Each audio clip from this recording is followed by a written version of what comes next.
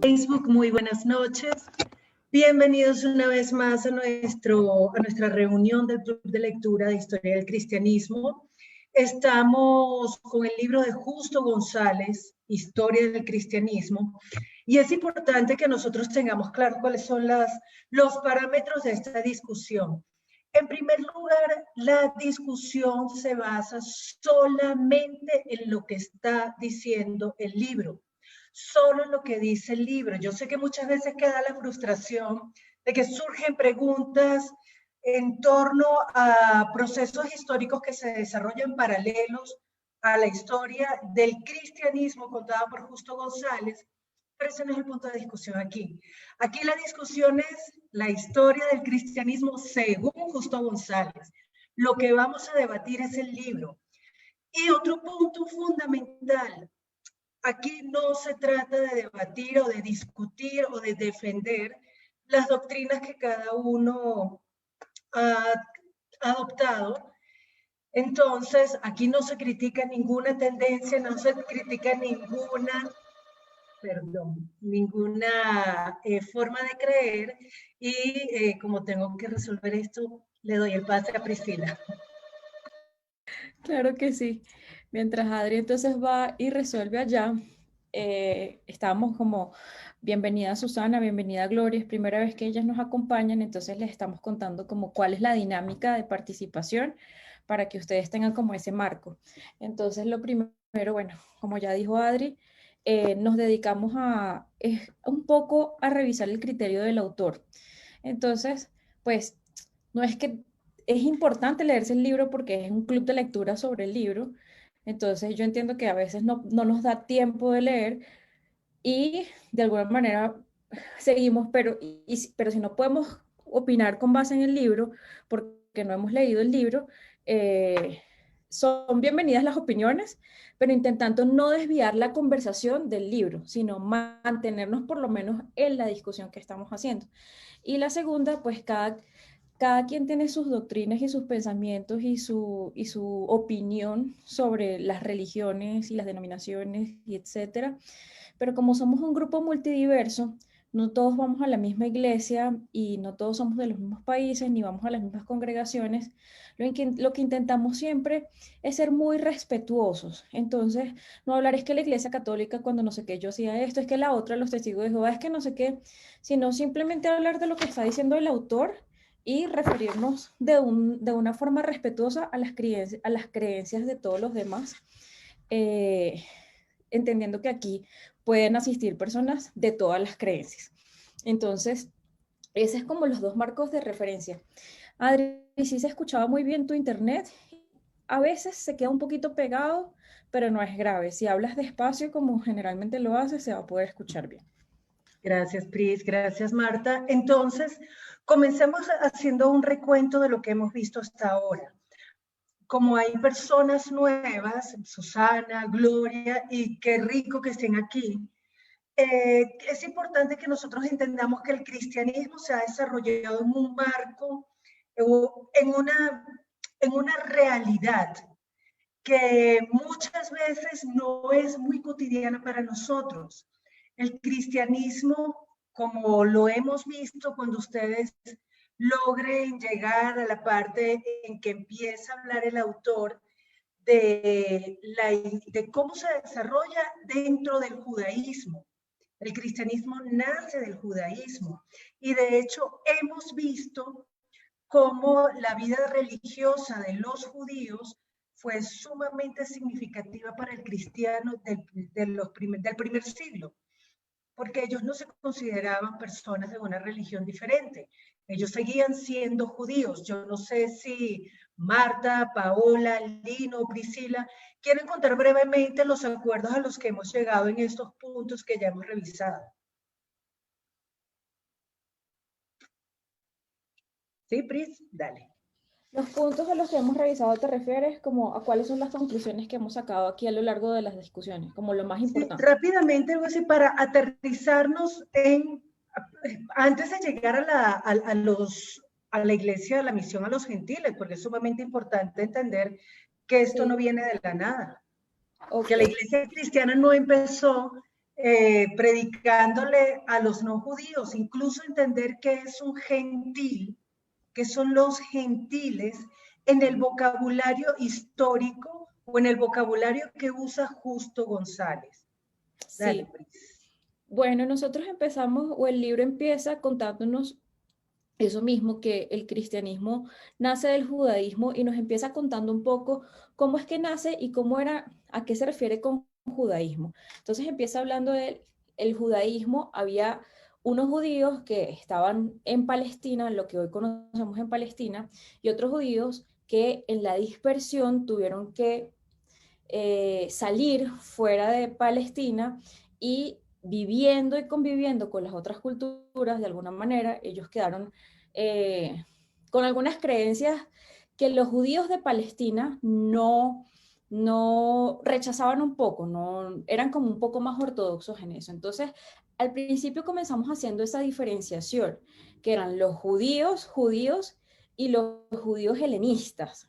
Así se le conoce a los judíos de la dispersión, que de alguna manera fueron influenciados por el pensamiento griego en ese imperio romano que se fue expandiendo y que fue a su vez influenciando todo lo que abarcó con ese pensamiento griego. Entonces, al principio lo que hicimos fue hacer esa diferenciación y fue bien interesante porque ahí sacamos la primera conclusión, que a veces vemos a los judíos como los villanos de la Biblia cuando nosotros leemos el Antiguo Testamento, pero también vemos que en esa dominación del Imperio Romano, si ellos no se radicalizaban un poco en su postura, en defender la ley, en que las normas se acataran como se acataran, pues probablemente cuando llegara Jesucristo, pues los judíos no iban a estar creyendo en nada porque iban a estar tan permeabilizados por tantas culturas y tantas religiones y tantas ideologías que de alguna manera esa forma tan legalista que tuvieron los maestros de la ley en sus diferentes no, fariseos, saduceos, hablamos de todas estas divisiones, eso ayudó a que cuando viniera Jesucristo, pues hubiese como tal una fe judía, pensémoslo ahí. Entonces, al comienzo lo que estuvimos fue hablando de eso, creo que esa es la primera gran conclusión, y después estuvimos hablando de cómo ese judaísmo de la dispersión, es decir, de aquellos que estaban fuera de Palestina, eran concebidos o eran considerados por los judíos dentro de Palestina. Y ahí empezamos a reconocer esa palabra que nosotros usamos como gentiles, en donde por lo menos varios de nosotros decíamos que gentiles eran personas que no tenían ni idea del Dios de Israel, Abraham, Isaac y Jacob, ni idea del judaísmo. Pero cuando vamos a ver la caracterización que hace el autor, resulta que esos gentiles eran judíos de la dispersión. Eran personas que sí habían escuchado y que sí creían en el Dios de Abraham y de Jacob, pero que no estaban en Palestina y que tenían de alguna manera esa influencia del pensamiento griego. Entonces, los gentiles que nosotros pensábamos no son los gentiles que define el autor aquí, son distintos. Entonces, esas son como las dos grandes conclusiones y ahorita sí vamos a empezar a ver la misión a los gentiles. No sé si me faltó algo o hay no sé si Martica, Lino, Pau quieran agregar algo. ¿No? Yo tengo una pregunta. Los gentiles, déjame entender, los gentiles, ellos hicieron parte de los judíos o ellos eran judíos, fueron judíos. Sí, Glorita, lo que llaman gentiles en la Biblia, por lo menos en el libro, en buena parte del libro de los Hechos y en algunas cartas apostólicas, son judíos que durante el cautiverio en Babilonia, Asiria, en esos procesos históricos que vivió el pueblo de Israel, ellos fueron llevados a otras naciones. En ese proceso, ellos lograron hacer algún tipo... Dejamos de escucharte y es raro porque tienes el micrófono activado. Se fue la voz, sí, se fue. Ok, conecta los audífonos, esperemos que funcione.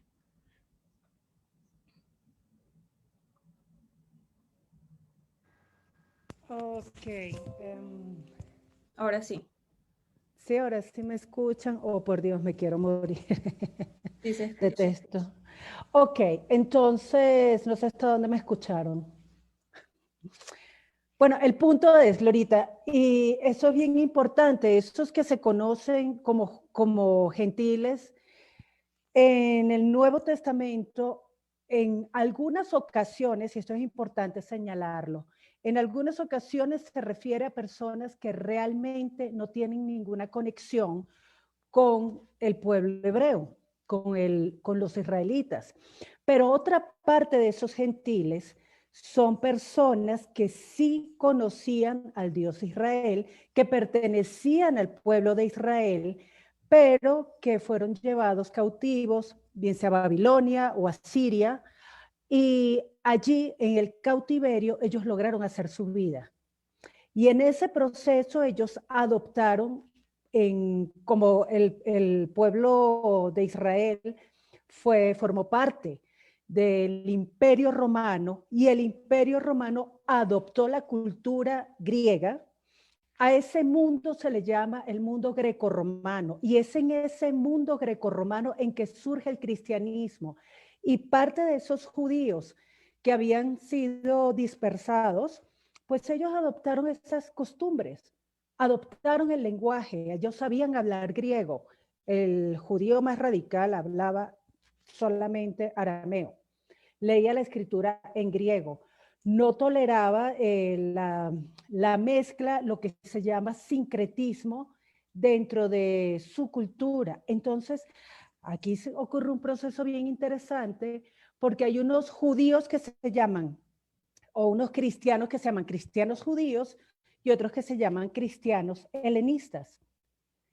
Ambos son judíos, ambos nacen de la cultura hebrea, pero unos se fueron mezclando un poco más, un poco menos. Sin embargo, en esta parte, esta sección que vamos a ver hoy, que es la misión a los gentiles, el autor se toma un tiempito para hablar de este punto. Yo quisiera pedirle el favor a Paola, si nos puedes hacer una oración cortita para ver si, si este tiempo es de provecho para la misión, para Ok, nuestra fe. ok, buenas noches. Bueno, Señor, nosotros te damos gracias, Padre, porque aquí estamos una vez más reunidos, todos en un mismo espíritu, anhelando conocerte más, anhelando conocer todos tus antepasados, la historia, Señor, de cómo surgió toda la historia del cristianismo. Te pedimos, Señor, que seas tú guiándonos, que tú nos des con el poder del Espíritu Santo la guía, el entendimiento, la claridad. Que nosotros lo que buscamos con todo esto, Padre, es que afiancemos en nuestro conocimiento para creer cada vez más en ti, Jesús, en todo lo que tú obraste, en todo lo que tú hiciste y cómo fueron todas tus raíces. Te damos gracias en el nombre de Jesús. Amén. Gracias, Pau. Ahora sí, entremos en materia. Comienza la sección 4, la misión a los gentiles. Y en el primer párrafo, ya Justo González comienza a definir de quién está hablando. ¿Alguien quiere leer el primer párrafo, porfa?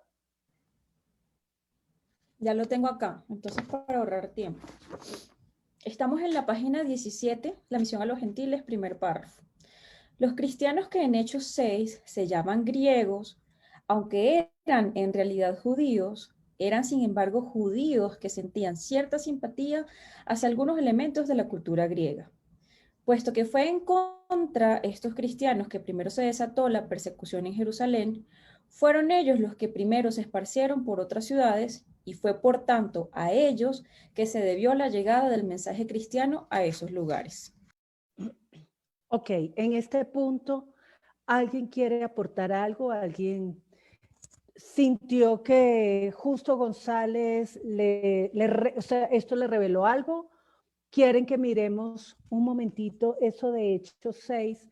¿A quién se está refiriendo? ¿Qué dice Pau?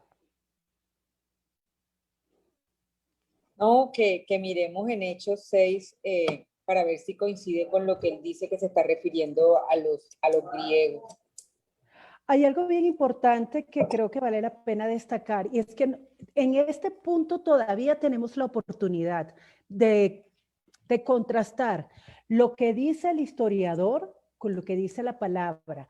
Va a llegar un momento en que ya la palabra no cubre ese proceso histórico que él nos va a hablar, pero mientras tanto nosotros podemos confirmar si lo que está diciendo el historiador se corresponde a lo que está revelando la escritura.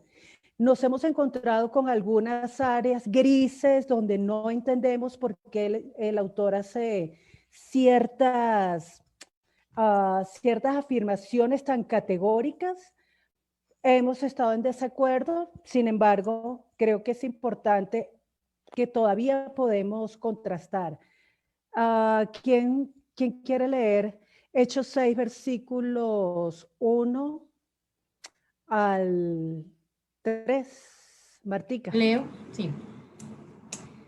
Hechos 6 del 1 al 3 dice: en aquellos días, como creciera, pues de qué estamos hablando. Repito, en aquellos días, como creciera el número de los discípulos, hubo murmuración de los griegos contra los hebreos, de que las viudas de aquellos eran desatendidas en la distribución diaria. Entonces los 12 convocaron a la multitud de los discípulos y dijeron: no es justo que nosotros dejemos la palabra de Dios para servir a las mesas. Buscad pues, hermanos, de entre vosotros a 7 varones de buen testimonio, llenos del Espíritu Santo y de sabiduría, a quienes encarguemos de este trabajo. El 5 al 7. Agradó la propuesta a toda la multitud y eligieron a Esteban, varón lleno de fe y del Espíritu Santo, a Felipe, a Prócoro, a Nicanor, a Timón, a Parmenas, a Nicolás, prosélito de Antioquía, a los cuales presentaron ante los apóstoles, quienes orando les impusieron las manos. Y crecía la palabra del Señor, y el número de los discípulos se multiplicaba grandemente en Jerusalén. También muchos de los sacerdotes obedecían a la fe. Gracias, Marta. Entonces, yo no sé si esto que está afirmando el autor, cuando ustedes leen en Hechos 6, les parece que efectivamente él tiene razón o que está equivocado. ¿Será que esto realmente, que esta gente que eligieron ellos realmente eran judíos? ¿Eran judíos que sentían simpatía hacia algunos elementos de la cultura griega?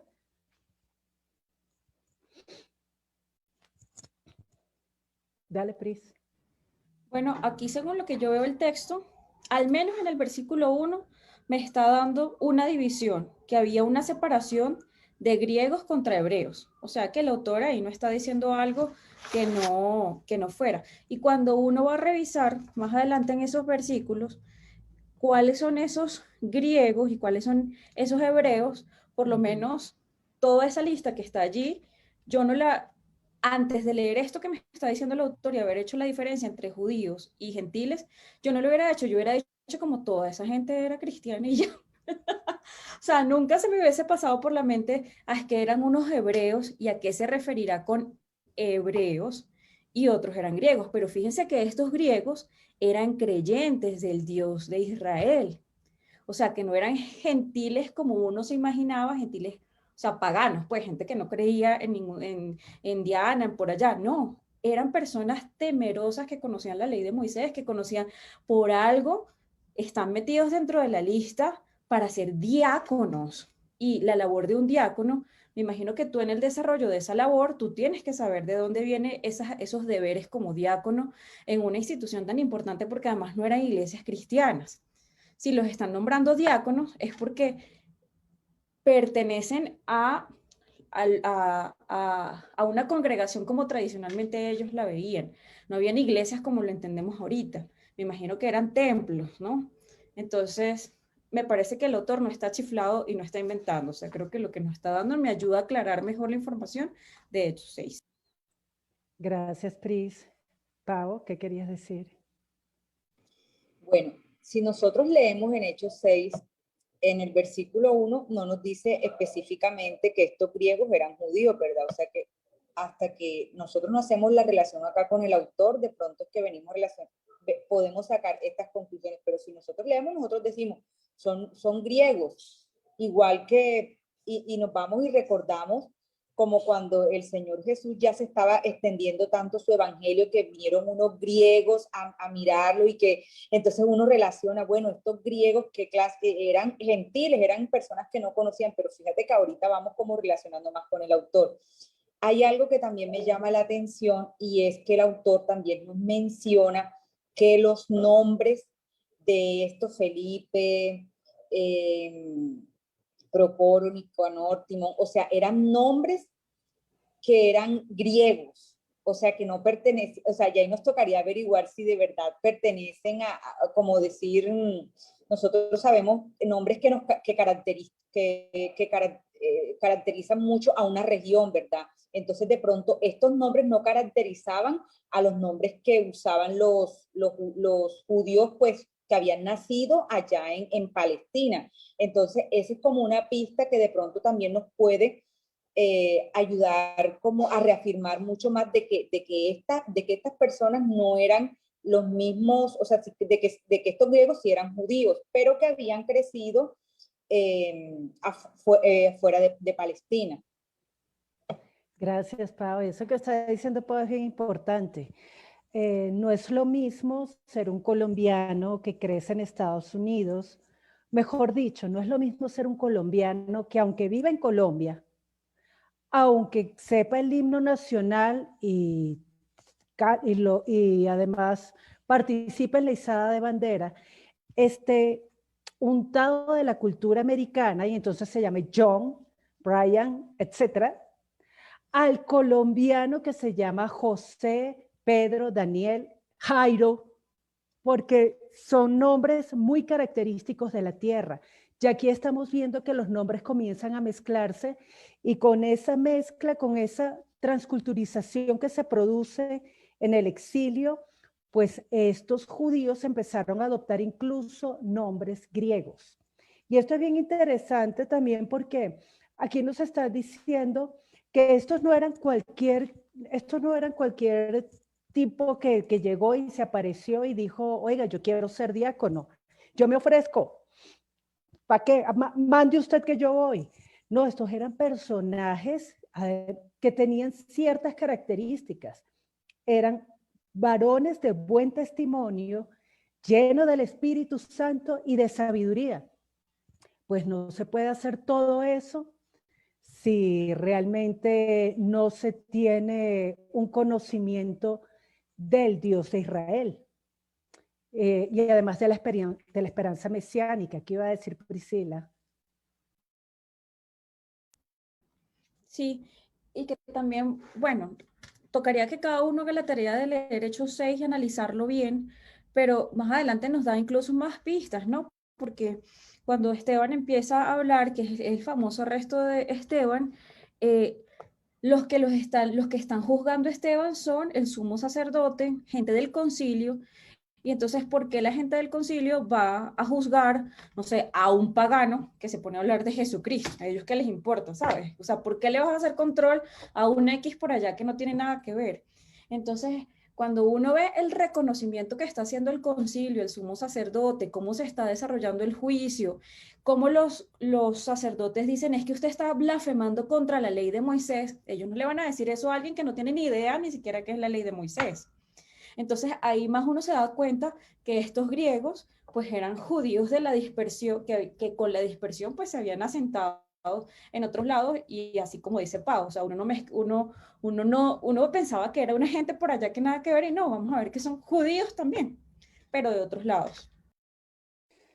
Y aunado a eso, también la defensa de Esteban muestra un conocimiento de la escritura bárbaro, que difícilmente un no hebreo tendría un conocimiento tan profundo y además tan arraigado como lo tenía Esteban. Entonces, pues sigamos avanzando. El siguiente punto que toca justo González es el alcance de la misión. Y aquí cita Hechos capítulo 8, versículo 1. Yo no sé si Glorita tiene por ahí su Biblia y nos quiere leer Hechos 8:1. Hechos 8:1. Y Gloria. dice, Saulo vio cómo mataban a Esteban y le pareció muy bien. Más tarde unos hombres que amaban mucho al Señor recogieron el cuerpo de Esteban, lo enterraron y durante varios días lloraron su muerte. No, chiquis. Hechos 8, capítulo 8, versículo 1. Hechos, capítulo 8, del 1 al 2. Bueno, No, espérame, el porque 1. esta es una versión. No, leen Reina Valera, porfis. Espérame ya tantito. Un segundito. O alguien lo tiene, no, tranquis, Gloria, porque aquí sí tenemos una hora justa. ¿Quién tiene por ahí la Biblia? Hechos 8:1. Dale, Pau. Hechos 8:1. Saulo consentía en su muerte. En aquel día hubo una gran persecución contra la iglesia que estaba en Jerusalén, y todos fueron esparcidos por las tierras de Judea y de Samaria, salvo los apóstoles. Y hombres... Gracias, Pau. ¿Ya?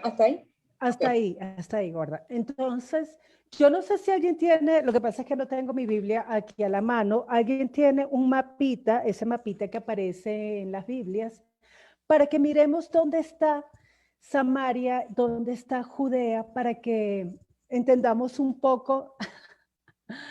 Ok, pero Susana, si no nos muestra bien China. ¿Puedo mandar el pantallazo? Dale, vamos a mirarlo. Para aterrizar lo que está diciendo Justo González en este punto que se llama el alcance de la misión. Ok, ya lo voy a compartir acá. Compártelo. En Google. Suavidad. Míralo acá. Okay. Samaria. Y mira aquí, pues el reino de Judá, pero Judea, aquí está Jerusalén. Entonces podemos ubicarnos hacia dónde se fueron los cristianos que se dispersaron. Justo González está diciendo, según Hechos 8:1, esta primera dispersión de los cristianos tuvo lugar por las tierras de Judea y Samaria. Ya lo vimos, ¿cierto? Miren todo lo que abarcó. Acerca de las iglesias en Judea, tenemos algunas noticias en Hechos 9, 32 al 42. ¿Quién quiere darle una leidita a esto?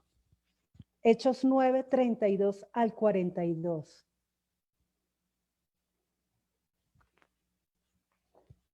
¿Alguien? Sí, ya lo tengo. Vamos a darle la oportunidad a Laura Pris, que pidió la palabra. No, perfecto, pero entonces que pidan la palabra para yo saber y no apresurarme. Rosy.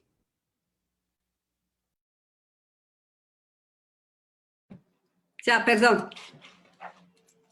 8:31, ¿verdad? No, China. Hechos 9, 32 al 42. Ok. Dice, curación de Eneas. Aconteció que Pedro, visitando a todos, vino también a los santos que habitaban en Lida, y halló allí a uno que se llamaba Eneas, que hacía 8 años que estaba en cama, pues era paralítico. Y le dijo, Pedro, Eneas, Jesucristo te sana, levántate y haz tu cama. Y enseguida se levantó. Y le vieron todos los que habitaban en Lida y en Sarón, los cuales se convirtieron al Señor. Hasta el 42, chiquis. Perdón. Había entonces en Jope una discípula llamada Tabita, que traducido quiere decir Dorcas. Esta abundaba en buenas obras y en limosnas que hacía. Y aconteció que en aquellos días enfermó y murió. Después de lavada, la pusieron en una sala. Y como Lida estaba cerca de Jope, los discípulos, oyendo que Pedro estaba allí, le enviaron 2 hombres a rogarle, no tardes en venir a nosotros. Levantándose entonces Pedro, fue con ellos y cuando llegó, le llevaron a la sala donde le rodearon todas las viudas llorando y mostrando las túnicas y los vestidos que Dorcas hacía cuando estaba con ellas.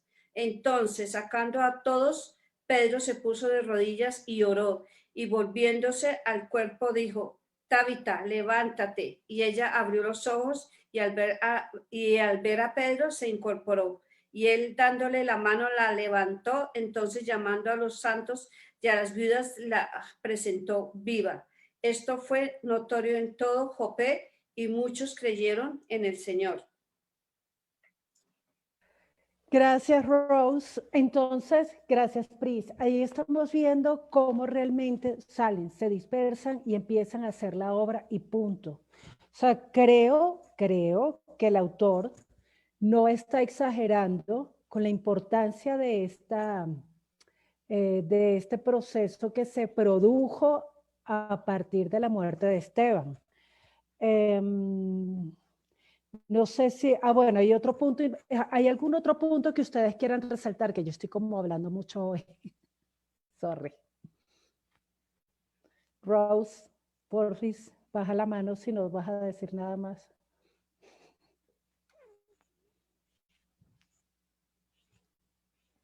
¿Qué otro punto de esta sección les parece importante? Dale, Pris.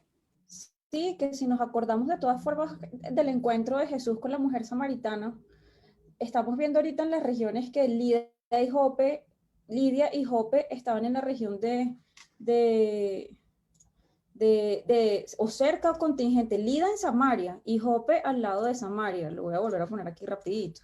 Entonces, esto no es algo que solamente, creo que acá, miren, acá está Samaria y aquí está Lida, o sea, está en la región de Samaria. Y aquí está Jope, que está al ladito, ¿sí? Y cuando nosotros vemos el encuentro de Jesús con la mujer samaritana, vemos que ella era parte del pueblo de Israel. No era judía porque no venía de la tribu de Judá, pero era del pueblo de Israel que también estaba esperando al Mesías y que conocía a los profetas, que tenían la misma Torá, que tenían las mismas escrituras. Entonces, esto no es algo que se está inventando el autor ni siquiera con Pedro, sino que ya lo hemos evidenciado así desde Jesús, pero pues a mí por lo menos con esto se me quitó un velo que yo tenía, o no un velo, sino ahí todavía que quedó un velo. No es que se me quitó un velo, sino que simplemente no lo había entendido, no lo había analizado y me ha ayudado mucho el libro a entender. O sea que los primeros que empezaron a llevar el evangelio al mundo fueron los mismos judíos. O sea, fueron judíos también, o israelitas, o sea, judíos de la dispersión. Y uno piensa que no, que ellos se quedaron negando toda la vida y refutando toda la vida al Mesías, cuando no. O sea, gracias a esos judíos que creyeron en Jesucristo y a esos judíos de la dispersión, hoy yo soy cristiana.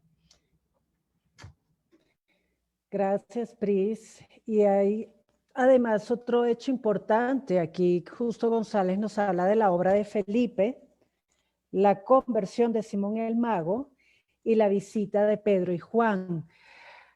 Yo creo que vale la pena mirar esto un poco más detalladamente porque la obra de los judíos no palestinos, los judíos no hebreos, esos que se conocen como gentiles, fue muy importante en la predicación del evangelio.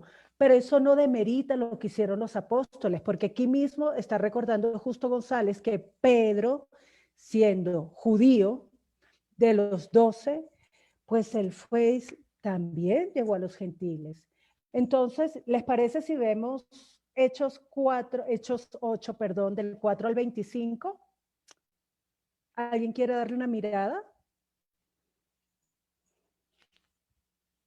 Adri, antes de continuar, me parece tan chévere que hayan mostrado ese mapa como para nosotros poder contextualizar cómo estaba organizado la región de Palestina, ¿verdad? Porque vemos, mira, a Idumea, vemos después a Judea, Samaria que estaba, y después que estaba Galilea. Y cada vez que nosotros leemos la Biblia, o sea, nos podemos como centrar y imaginarnos cómo recorría el Señor Jesús, ¿verdad? Donde comenzó el ministerio de Galilea, cómo pasaba cuando pasó por Samaria, que se encontró con la mujer samaritana. O sea que toda esta región, toda esta región presenció lo que el Señor Jesús hizo. O sea que cada persona, cuando ya ellos comenzaron, cuando empezaron en esa dispersión de salir de Jerusalén a las diferentes, a las otras regiones, ya ellos sabían, o sea, de lo que les estaban hablando, ¿cierto? Pero entonces ya como se empezó a organizar una labor que el Señor Jesús comenzó a hacer y que la hizo en tan poco tiempo en todas estas regiones. Entonces me parece tan chévere ese mapa que mostraron ahí, porque hace a uno como que, ay, mira, estuvo aquí, acá, cómo está organizada toda esa región. Yo antes pensaba que eso apenas era Jerusalén, una sola cosa y ya listo. Es muy chévere. Gracias, Pau, por ese comentario. Eso es bien importante porque es genial poder dimensionar geográficamente dentro de un mapita cómo empezó a correr el Evangelio. ¿Alguien quiere leer Hechos 8 desde el 4 hasta el 25? Sí, ¿puedo? Listo, Gloria. Entonces, pero los que fueron esparcidos iban por todas partes anunciando el evangelio. Entonces Felipe, descendiendo a la ciudad de Samaria, les predicaba a Cristo. Y la gente unánime escuchaba atentamente las cosas que decía Felipe, oyendo y viendo las señales que hacía. Porque de muchos que tenían espíritus inmundos salían estos dando grandes voces, y muchos paralíticos y cojos eran sanados. Así que había gran gozo en aquella ciudad.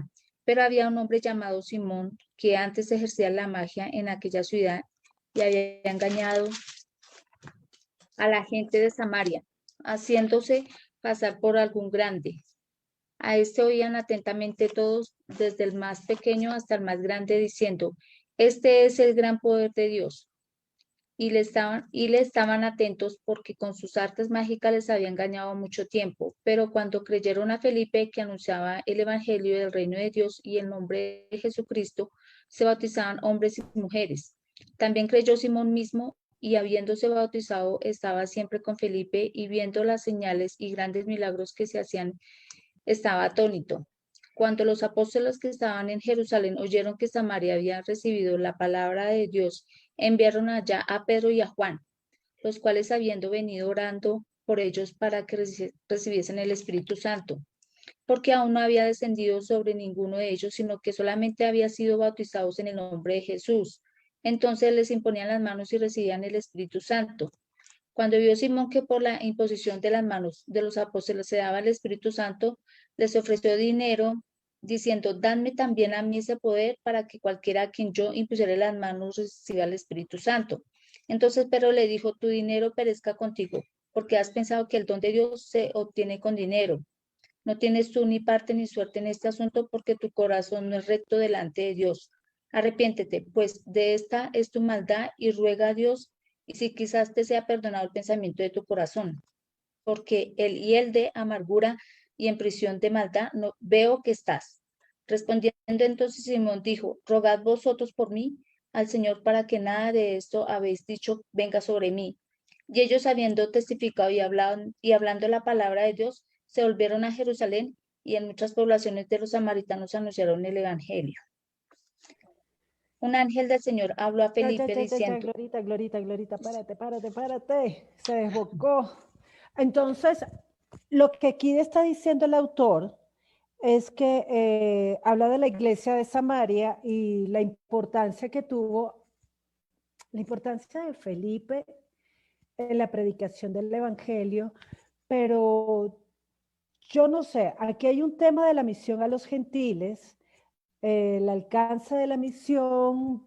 Justo González como que hace una pincelada un brochazo, me parece a mí, porque yo no encontré mayor debate entre lo que hacía el cristiano hebreo y la misión del cristiano griego.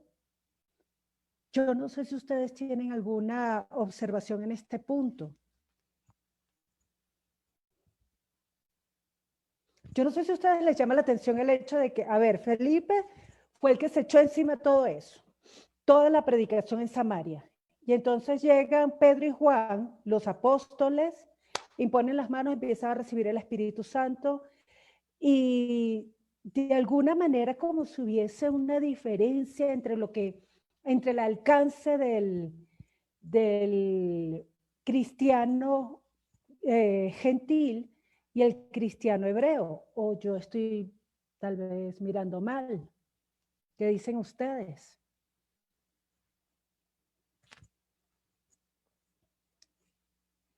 No, si ustedes no ven nada allí, dale, Pris. Sí, seguimos. Ajá. Yo no lo había puesto, ya el autor había mencionado eso, que la persecución a los gentiles, a los judíos, judíos gentiles, sí, o a los judíos griegos, fue más severa que a los otros judíos y al parecer sí había como una diferencia según el autor. Yo, cuando tú me hablas del alcance de Felipe y el alcance de Pedro y de Juan, yo lo veo más como un enfoque en el que Lucas está hablando de los hechos de los primeros apóstoles, y cuando uno más o menos ve como cuáles son los protagonistas de la cosa, el libro de Hechos se le da relevancia a Pedro y a Juan todo el tiempo. Entonces, no sé, o sea, no sé si Y es a porque... Pablo también. A Pablo también, exacto. Entonces no sé si es porque Lucas lo hizo así a propósito o porque realmente se había como que, llegó Pedro, llegó Juan, estos eran los que estuvieron ahí con Jesús, entonces a estos es que los vamos a escuchar porque son los papás de los helados, como decimos acá. O sea, tal vez sí. Y yo no lo había notado. Entonces, chévere notarlo, decir, bueno, puede ser, pero no lo puedo, no es algo que yo pudiera confirmar tampoco, o tal vez leyéndome Hechos otra vez, tenemos que todas leer Hechos con lupas, porque con lupa es que uno se da cuenta de estos detalles y es muy difícil realmente percibir estas pequeñas como diferencias para uno decir es que sí, el alcance de Juan y Pedro era mayor. Pues del libro de Hechos sí se ve que es mayor, obviamente, pero no sé si la razón es porque Felipe era griego y porque Pedro y Juan era judío hebreo. Ok, cristiano hebreo. No sé si en este punto de la misión a los gentiles hay algo más que les llame la atención, que quieran discutir. ¿Qué dice Gloria? ¿Qué estás sintiendo con la cabeza? Perdón, es que no encuentro la mano para subirla. Es que me llama la atención porque yo he leído en otras partes de la Biblia que los samaritanos y los judíos no se la llevaban, ¿no? Entonces, ya veo que Felipe se echó de verdad esa responsabilidad de ya ir a predicarles allá, pero siempre se han tenido siempre he escuchado que los samaritanos y los judíos nunca se la llevaban, porque los consideraban como herejes, algo así. Lo que pasa, Glorita, eso es algo muy, muy anterior a la llegada del Señor Jesús. Después de la muerte del rey Salomón, se dividen las tribus de Israel. 10 se van para el norte, que esos son los samaritanos, y solamente la tribu de Judá y la tribu de Benjamín, si no estoy mal, se van hacia el sur, y esos son los que reciben el nombre de judíos, y los otros 10, las tribus de los samaritanos. Entonces sí había guerra entre ellos. Ya con el cristianismo, no, todo eso se pierde, todas esas bobadas de que ustedes son esto, los otros son lo otro. El cristianismo va a todas partes. Felipe, y qué bueno eso que estás diciendo, porque Felipe no se pone a ver que, uy, no, estos son samaritanos. Sin embargo, Jesús le decía a sus discípulos, por camino de samaritanos no se metan, no vayan por ahí. Es a los israelitas, es a los judíos, a los hijos de Israel, a quienes les van a predicar el evangelio. Jesús no le predicó a cualquiera. Jesús era muy cuidadoso a quien le predicaba. Y llegado a un punto, creo que fue, ya no me acuerdo quién fue que dijo, si fue Pao, cuando en Juan, creo que es Juan 12, le dicen, aquí hay unos griegos que quieren conocerte. Ya Jesús dijo, llegó la hora. Y buen punto ese que marcó Paola. Esos griegos no eran griegos adoradores de Afrodita, Zeus. de Zeus, sino realmente eran judíos de la dispersión que habían estado, que habían conocido de toda la vida al Dios de Israel. Entonces, aquí la misión de Felipe a mí me parece súper, súper relevante. Como Felipe, aquí lo dice más adelante Justo González, llevó el evangelio a toda Samaria. Y hay un punto que a mí me llama la atención, que me parece muy respetuoso de Justo González, decir que no podemos saber a ciencia cierta si este Simón el mago, si este etíope, el eunuco, eran realmente gentiles, o sea que ajenos al pueblo de Israel, o eran judíos de la dispersión. Yo les confieso que toda mi vida había pensado y había afirmado, esa gente no sabía, pero es que nada de Jehová o Yahvé o como lo quieran llamar. Eso era lo que yo siempre había pensado y me quedó sonando en la cabeza la posibilidad, ¿serían judíos? ¿Serían judíos de la dispersión? Interesante el punto. ¿Algo más que quieran hablar de la misión a los gentiles? ¿Alguien le gustaría profundizar en algún punto?